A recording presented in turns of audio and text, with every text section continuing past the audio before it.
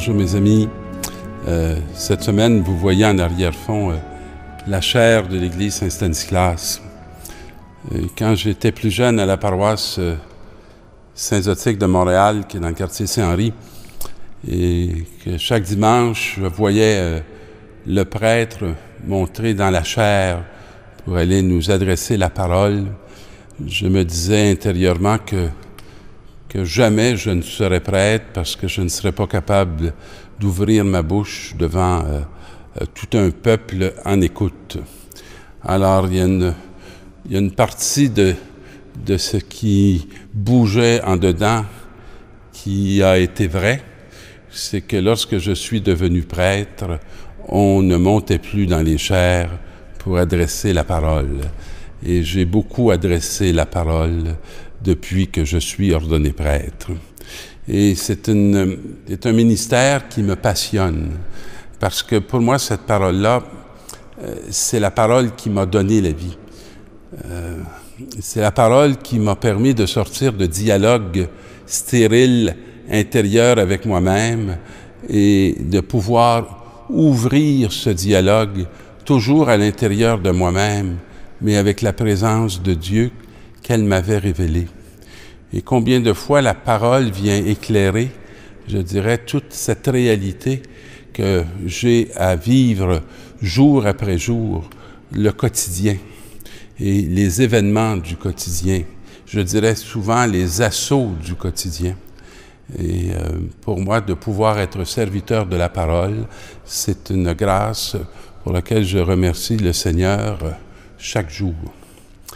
Et justement, dans la première lecture, c'est Pierre qui va prendre la parole. Alors ce Pierre-là aussi avait bien pensé probablement ne jamais prendre une parole en public pour défendre une réalité religieuse, une réalité de foi. Mais il va s'adresser à ses frères d'Israël. Ces frères d'Israël dont plusieurs n'ont pas reconnu le Christ, n'ont pas reconnu le Messie.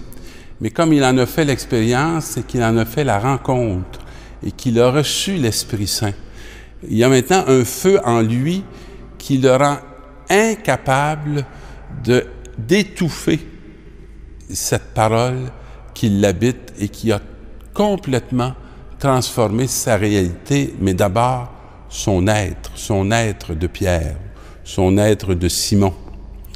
Et il reprend dans la première lecture un peu l'histoire de l'Alliance d'Israël. Celui que vous avez rejeté et vous avez demandé qu'on vous accorde la grâce d'un meurtrier. Il ramène le peuple au moment où il a choisi Barabbas plutôt que de choisir Jésus. Je ne sais pas si vous avez déjà pris conscience comment il nous arrive souvent de choisir Barabbas. On choisit celui qui essaie de gagner sa cause par la force, par la violence. Barabbas, je dirais, voulait tellement sauver son peuple ou donner la liberté à son peuple qu'il était prêt à tuer pour libérer ce peuple. Et Jésus aussi veut donner la liberté à ce peuple, surtout à ce peuple de fils. Et lui, plutôt que d'être prêt à tuer, il est prêt à être tué et à donner sa vie. Alors, c'est deux chemins profondément différents. Et notre ami Pierre est en train d'amener ceux qu'il aime à une saisie de conscience. Et le chef des vivants, vous l'avez tué, mais Dieu l'a ressuscité d'entre les morts et nous en sommes témoins. Il ne faut pas tenir beaucoup à sa vie pour clamer haut et fort une telle parole, sachant que ce qui était arrivé au Maître. Ça veut dire qu'il y a une peur qui n'existe plus, qu'il y a une conversion qui s'est accomplie. D'ailleurs, frères, je sais bien que vous avez agi dans l'ignorance, vous et vos chefs. Pas de jugement. Mais cette saisie aussi que ce qui a été fait n'a pas été fait par méchanceté, mais par ignorance, a été fait par peur. Et Dieu, qui par la bouche de tous les prophètes avait annoncé que son Messie souffrirait, accomplissait ainsi sa parole. Ce que nous n'avons pas reconnu nous avait été annoncé et nous l'avons, je dirais, peut-être entendu, mais nous ne l'avons pas compris. C'est deux choses que d'écouter et de bien entendre qu'est-ce qui est dit. Convertissez-vous donc et revenez à Dieu pour que vos péchés soient pardonnés. Vous ne serez pas condamnés. Revenez à celui qui est miséricorde. Revenez à celui qui est l'auteur de la vie et qui est toujours la source de vie nouvelle. Les hommes de notre temps, les femmes de notre temps, ont aussi besoin de retrouver ce chemin. Et d'appeler à la conversion, c'est appeler nos frères et nos sœurs à sortir, je dirais, de cette culpabilité, de sortir de ce péché qui les fait douter d'eux-mêmes, qui vient éteindre les sources vives qui sont en eux et qui, je dirais, les maintiennent dans le tombeau. Alors, cette urgence de la parole et de la prédication, elle est toujours bien actuelle et Dieu continue à choisir des hommes et des femmes pour que puisse retentir sa bonne nouvelle. Alors, Paul va reprendre, pas Paul, mais Jean va reprendre dans son épître cette phrase qui dit « Je vous écris pour que vous évitiez le péché ». C'est pas un obsédé du péché. Il n'y a pas une peur maladive du péché. On le voit tout de suite. Mais si l'un de vous vient à pécher, nous avons un défenseur devant le Père. Alors, on n'est pas seul. Et le péché ne sera pas l'unique à venir nous détruire.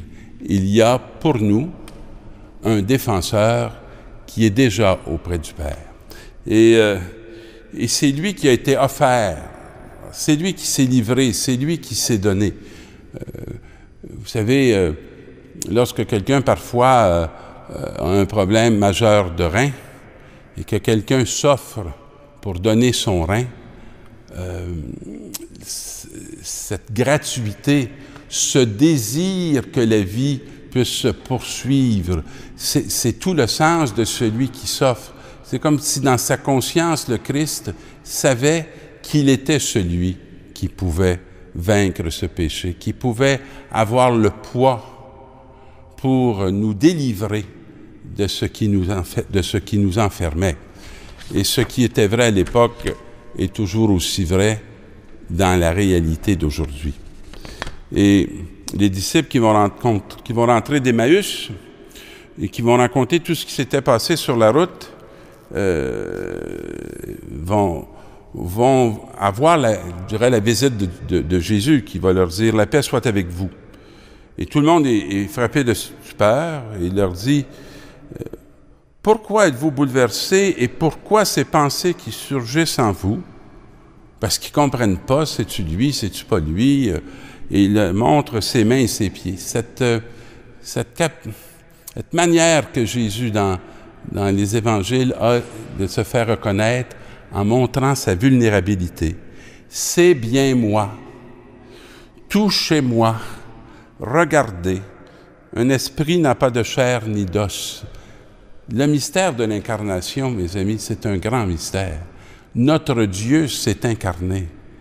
Touchez-moi. Regardez-moi. Il est très sensiblement présent au milieu de nous. Et il va même manger pour leur dire qu'il a besoin d'être nourri et qu'il appartient vraiment à cette condition d'homme. Et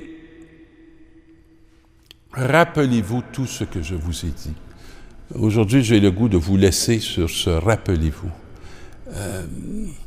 Rappelez-vous, c'est toute cette parole qu'on mange, toute cette parole que l'on rumine en nous et que nous sommes appelés à faire, les chrétiens, pour se rappelant bien de tout ce qu'il nous a dit, on ne soit jamais trop inquiet de ce qui pourrait nous faire douter qu'on pourrait être détruit, parce qu'il y a une parole qui est victorieuse sur la mort, dont on peut se rappeler et rappeler aux autres.